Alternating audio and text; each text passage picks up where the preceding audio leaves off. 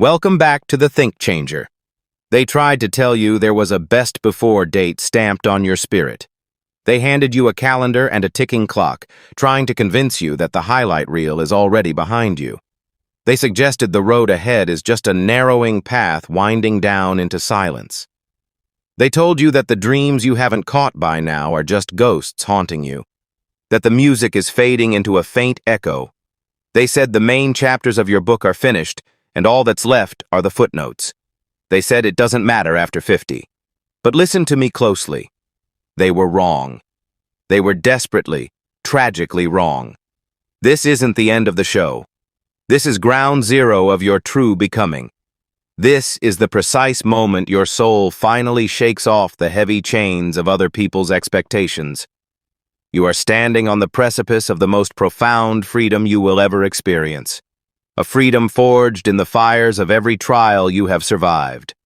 The first 50 years, that was just the prologue. That was the gathering of materials, the earning of your scars, the long and often bruising education on what it actually means to be human. You studied betrayal, and you mastered loyalty. You survived crushing failures, and you quietly celebrated victories that no one else even noticed. You learned how to love when it was simple, and God, you learned how to love when it was the hardest thing you've ever had to do. You discovered that your heart could shatter into pieces and still keep beating, still pump blood to your hands, still force you out of bed to face the day. You learned how to stand up after the world knocked the wind out of you, and you didn't just learn it once. You learned it over and over until it settled into your bones as a bitter, beautiful wisdom. All of that was training. All of that was the accumulation of strength. You were building a sanctuary inside yourself, brick by heavy brick. For 50 years you worked in the dim light, unsure of the final design. But now the sun is streaming through the stained glass you crafted.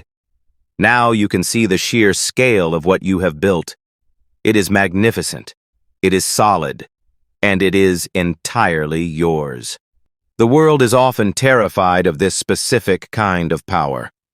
It doesn't know how to handle a person who can no longer be bought with cheap flattery or paralyzed by petty insecurities.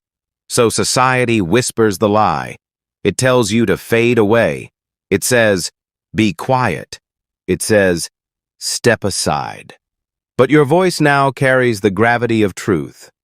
Your choices now hold the force of a lifetime of experience. Your love is now a conscious, deliberate act, not a desperate need for validation. This is potency. This is clarity. This is your era. Forget the obsession with the spark. You are past the stage of being a mere spark. You are the enduring flame. You are the fire that has learned to feed itself, even using the wind that tries to extinguish it as fuel. You burn with a different intensity now, a cleaner, hotter flame. You know which logs are worth throwing on the fire, and you know what is just damp, dead wood. You know the difference between noise and a symphony. You know the difference between a crowd and a true companion. You understand the value of a silent morning and the priceless weight of a hand held in understanding. This isn't about getting older. It is about getting deeper. It is about becoming truer. The surface is for the young. Let them have it. Let them skim across the top of the water, chasing the glitter on the waves. You are the deep ocean current. You are the powerful silent pull that moves everything beneath the surface. You control the tides. You possess a gravity now that pulls things into alignment, drawing the right people, the right ideas, and the right opportunities toward you. You aren't waiting for life to happen to you anymore. You are the event. Look at your hands. These hands have held the weight of life and death. They have cradled newborns, and they have waved final goodbyes. They have built empires, and they have let things go. They are the maps of your journey. They are not weak. They are skilled. They know exactly how to hold on tight, and more importantly, they know exactly when to release their grip. Look at your eyes. They have watched fashions fade and trends die. They have seen empires rise and fall on the evening news. They have witnessed the full spectrum of human cruelty and human grace. They don't sparkle with naive hope anymore. They glow with earned insight. They see right through the nonsense. They recognize authenticity in a heartbeat. This is a superpower. This is the vision you have been working toward. There is a boldness available to you now that feels like calm, not chaos. It is the boldness of the mountain, not the landslide. It is the boldness to finally say no to the things that drain your spirit. It is the boldness to say yes immediately to the things that set your soul on fire. It is the courage to walk away from any table where respect is no longer being served. It is the courage to build your own table, in a new room, under a new light, and invite only those who truly see you. Not the idea of you, not who you used to be, but who you are right now in this glorious, unfinished state of becoming. The dream you had at 20? That was just a seed. It might have been the right seed, but you planted it in the wrong soil, or you tried to water it with someone else's expectations. That dream isn't dead, it's just dormant. And you are now the master gardener, with 50 years of seasons under your belt. You know the terrain. You know the climate of your own life. You can take that seed, that core desire for contribution, creation, or connection, and plant it now in the fertile ground of your wisdom. And you will see it grow in ways the 20-year-old version of you could never have hallucinated. Because now, you will nurture it with patience, not panic. You will protect it with boundaries, not bravado. You will give it the steady light of your focus. And what grows will be stronger, wilder, and more truly yours than anything that came before. This is about legacy, yes, but not the kind carved on a tombstone. It's the living legacy. It is the look in your grandchild's eyes when they see you living unafraid. It is the friend you call at 3 a.m. because you finally have the bravery to say, "I am not okay," and in doing so, you give them permission to be vulnerable too. It is the project you start, not for fame, but for the sheer defiant joy of bringing something new into the world. It is the peace you cultivate in your spirit, a peace that becomes a shelter for others. You become living proof that it is not over until you decide it is over. That the narrative is not written by the calendar, but by the spirit. The weight you feel. It isn't the weight of the years. It is the weight of wings. You have been weaving them, feather by feather, with every lesson, every tear, every time you got back up. They are finally ready. The air is different up here. It's clearer. The noise of the world fades. You can see the entire horizon. The second half is not a slow descent. It is a calculated launch, so feel the wind. It's not blowing against you, it's under your wings. It has been waiting for you to be this ready, this solid, this real. It doesn't matter after 50? No, nothing has ever mattered more. This is where you truly fly. You think you know tired? You think you know what it means to be worn out? No, you know what it means to be forged, to be tempered like steel. Every line on your face is a receipt of a battle survived, a laugh shared, a night spent worrying over a love that felt too big to contain. They are not cracks in the foundation. They are the beautiful, intricate grain in the wood of an ancient, mighty tree. You are not fragile. You are rare. You are an antique whose value has only skyrocketed with every passing storm. Listen to me. The young run on the fuel of maybe. The fuel of potential, of what if. It's a bright, explosive fuel.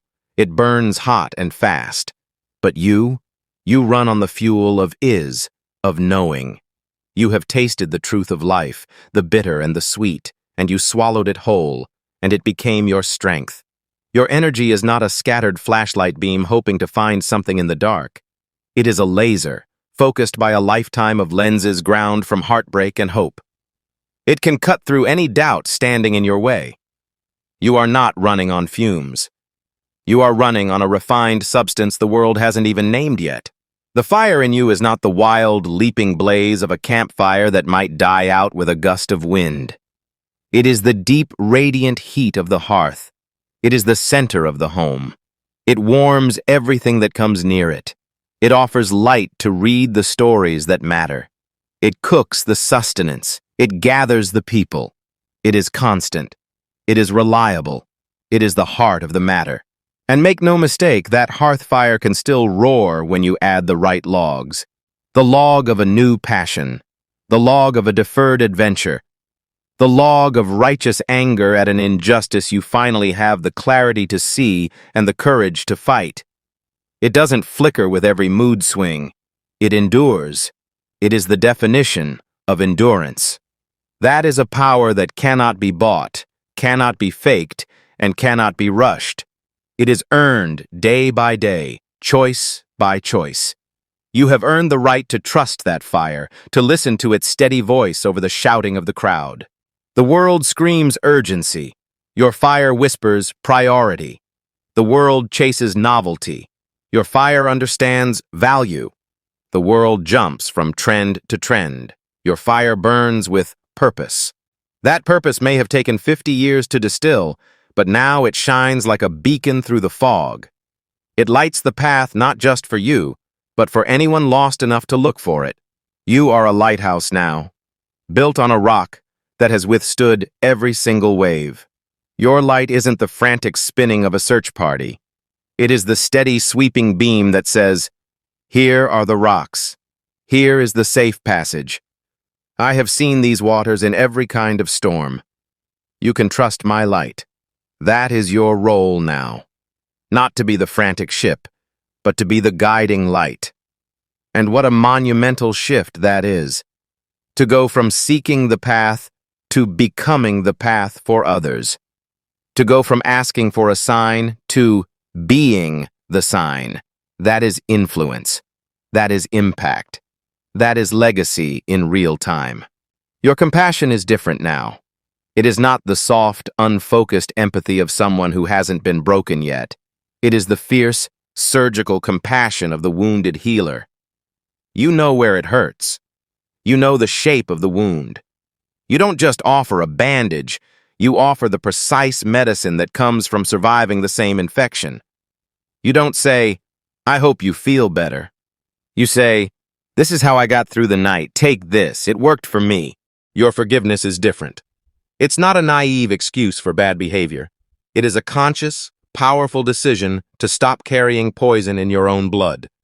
It is the act of setting down a suitcase you grew tired of carrying.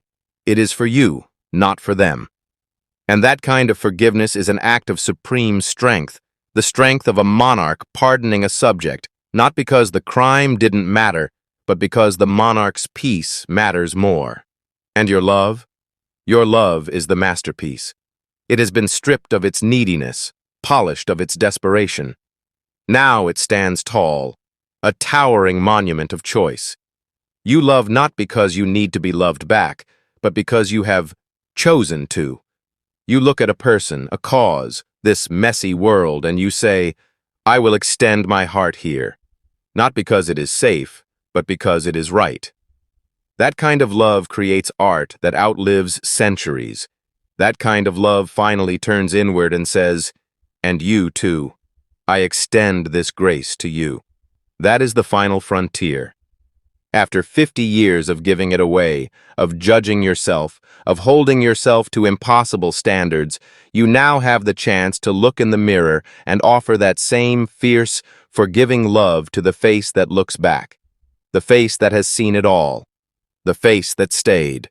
That is the revolution. When you become the source of your own validation, the axis of your world shifts. You are no longer a planet orbiting someone else's sun, begging for warmth. You become your own sun. You generate your own light. You govern your own gravity. And people, ideas, and opportunities begin to orbit you. Not because you demand it, but because your energy is a force of nature they cannot resist. This isn't arrogance. This is physics. It is the natural law of a self-realized human being. You stop chasing. You start attracting. And what you attract is of a higher quality, because you are no longer vibrating with need. You are vibrating with truth. So the friendships that find you now are profound. They are built on shared substance, not shared circumstance. The work you do now is efficient and impactful because you have no energy left for the peripheral nonsense. You cut straight to the heart of the matter. The art you create now, whether it's painting on a canvas, cooking a meal, arranging a garden, or advising a friend, has the unique fingerprint of your soul all over it. It is unmistakably, authentically yours. No one else could have made it, because no one else has your specific alchemy of joy and pain. You are an original. The masterpiece isn't hanging in a museum of your past. You are standing at the easel right now, and the paint is still wet. The colors you have to work with are richer than ever before. You have the blacks of grief to create depth. You have the golds of hard-won joy. You have the blues of a profound peace that only comes after the storm. You aren't painting the pretty postcard life you were told to want. You are painting the epic mural of a life that is real. And it is stunning. So when that old voice whispers, the one that memorized the world's lies, when it says, "It's too late," you must answer with the roar of your truth. Too late for what? Too late to be authentic? That is a daily choice, and today isn't over. Too late to learn? Your mind is a pattern-recognizing supercomputer that learns better, not worse. Too late to love? Love is a function of courage, not age, and your courage is muscle-bound. Too late to contribute? Your contribution is now multiplied by wisdom. Too late for adventure? Adventure is just a state of mind meeting a decision. That voice is a ghost. It is the echo of an old fear you have already outlived. You have walked through valleys that fear told you would kill you, and you emerged on the other side. You have proven that voice wrong 100 times. It has no new arguments. Press stop. Eject the tape. Smash it with the hammer of your lived experience. This is the era of the unshakable yes and the unapologetic no. The yes that comes from deep internal alignment. The no that is a solid wall, not a fence made of excuses. This is the era of roots and wings. The roots go deep into the soil of your values, and the wings are for exploring the vast sky of your remaining days. You are free from the prison of what will they think. You are free from the hamster wheel of chasing feelings you were told you should have. You are free to define success as the peace in your own heart. You are free to fail gloriously because you know failure is just data, not your identity.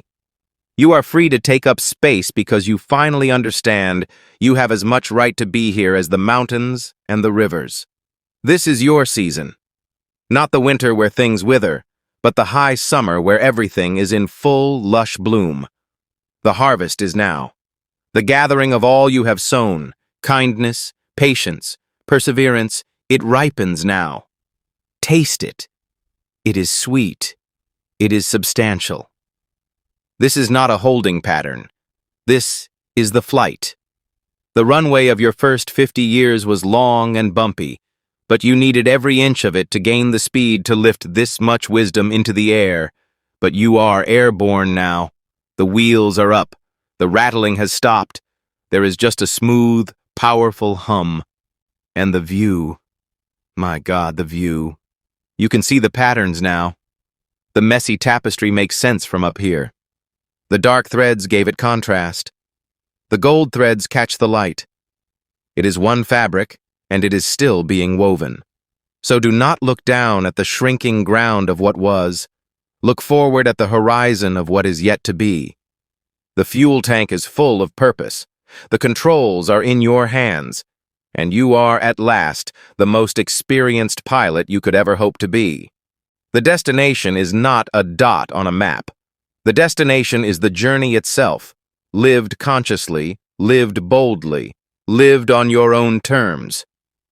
This is your time. Not to fade, but to blaze.